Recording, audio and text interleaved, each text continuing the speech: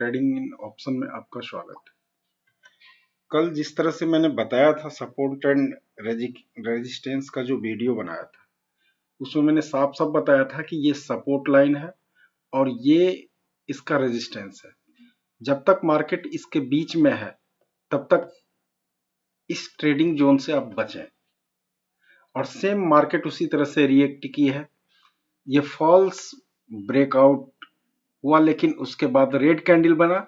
अगर फिर इसका हाई ब्रेक करती तब यहां पर हमारी एंट्री बनती, लेकिन इसने ऐसा नहीं किया। ये निफ्टी का चार्ट है, 15 मिनट का टाइम फ्रेम है, क्योंकि इंट्राडे के लिए बेस्ट होता है।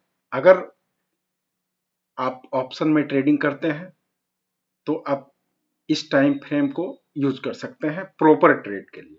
स्कैल्पिंग में तो लोग 1 मिनट का टाइम फ्रेम यूज करते हैं, 5 मिनट का टाइम फ्रेम यूज करते हैं। अब बताना कि मार्केट कल क्या कर सकती है।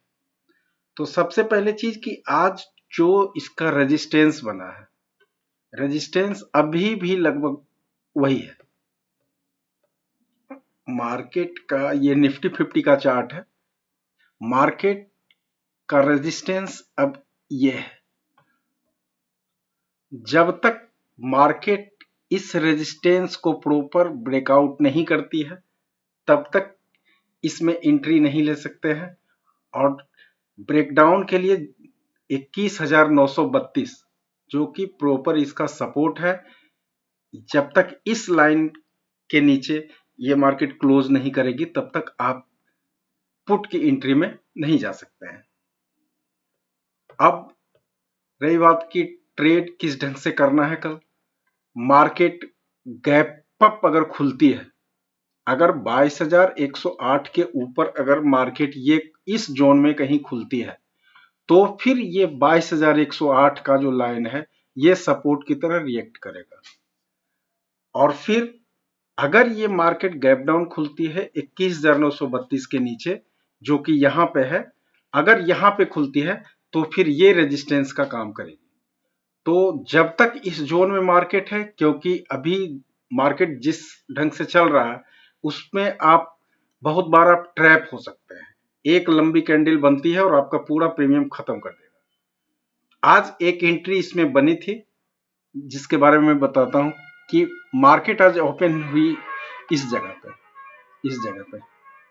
फिर इसने रेड कैंडल बनाया, फिर ग्रीन कैंडल बनाया, फिर रेड। मतलब मार्केट लगभग आप कहें कि ये 11:30 बजे तक ये पूरा साइडवेज रही। उसके बाद मार्केट ने एक सपोर्ट नया बनाया इस जगह पे ये सपोर्ट बनाया, फिर 2 ग्रीन कैंडल बनी और उसके बाद फिर एक रीटेस्ट किया। यहां पे रीटेस्ट के बाद अब इसका ब्रेकआउट किया। जब ब्रेकआउट ये किया तो फिर यहां पर 2 कारण हुआ एंट्री लेने का। ये ब्रेकआउट किया, ब्रेकआउट के पीछे 2 कारण था एंट्री का। एक तो ये सपोर्ट से ये बाउंस बैक करके गई थी, और दूसरा ये जब 2 कैंडल इसकी बनी थी तो उसके बाद मार्केट ने रीटेस्ट इसको किया। ये जो रेड कैंडल बनती है ये प्रॉपर ब्रेकआउट का ये पहचान नहीं है। और इसके बाद एक पिवट पॉइंट जो कि मेन सपोर्ट का काम कर रही थी, इसका भी ब्रेकआउट किया। तीसरा 50 EMA का जो लाइन चल रही है उसका भी ब्रेकआउट किया। चौथा कि एक ट्रेंड लाइन भी इसमें आ रहा है। आप इसको भी देखें कि एक ट्रेंड लाइन आ रहा है मार्केट में, ये यहां है। और आप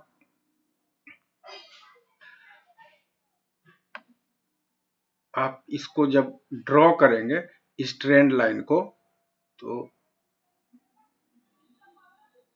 ये ट्रेंड लाइन था जिसको कि मार्केट जब ओपन हुई तो बार बार इस ट्रेंड लाइन के पास जाती थी और रिजेक्शन लेती थी। ये भी एक तरह का ट्रेंड लाइन भी एक तरह का रेजिस्टेंस होता है। अब यहां पर मुझे 4 फैक्टर मिला कि आप यहां पे एंट्री कर सकते हैं।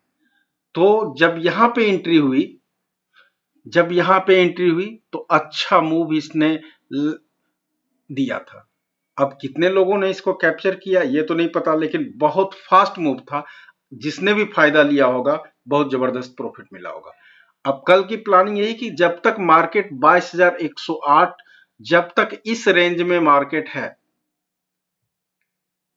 ये जो जोन है 22,108 से लेके 21,932 तक, तब तक आप इससे बचें।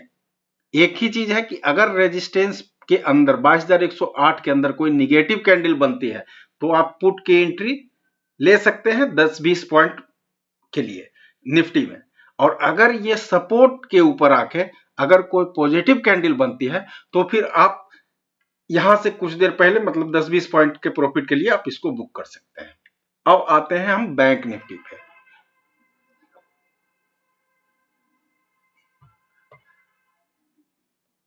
अब ये बैंक निफ्टी का चार्ट मैंने ओपन किया है। बैंक निफ्टी लगभग पूरे टाइम साइडवेज ही थी। सिर्फ एक कैंडल को अगर छोड़ दिया जाए, इस कैंडल को, सिर्फ एक कैंडल इसके बैंक निफ्टी को अगर छोड़ दिया जाए,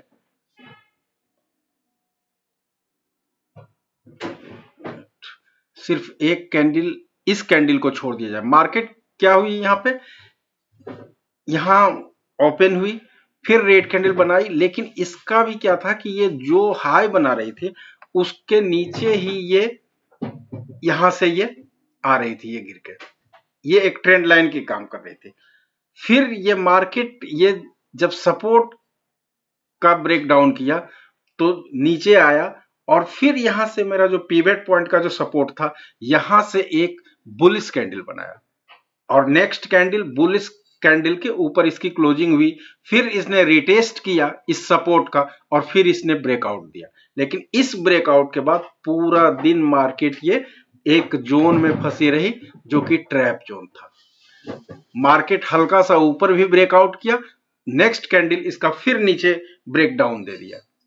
तो आप अभी इस ट्रैप जोन से थोड़ा सा बच के रहें। और ये कल का जो इसका सपोर्ट एंड रेजिस्टेंस है यही है। कल आप इसका सपोर्ट आप अपने चार्ट में इसको लगा लेंगे कि ये जो लाइन है 46,200, ये इसका सपोर्ट का काम करेगा। जब तक इसके नीचे कोई रेड कैंडल क्लोज नहीं करती है 15 मिनट के चार्ट में, तब तक आप पुट की एंट्री आप नहीं कर सकते हैं। और जब तक ये 46,700 के ऊपर कोई ग्रीन कैंडल नहीं बनती है तब तक आप इसमें कॉल की एंट्री नहीं कर सकते हैं, वरना फिर से आप ट्रैप हो सकते हो। मार्केट को सेटल होने दें, उसके बाद आपकी एंट्री बनती है।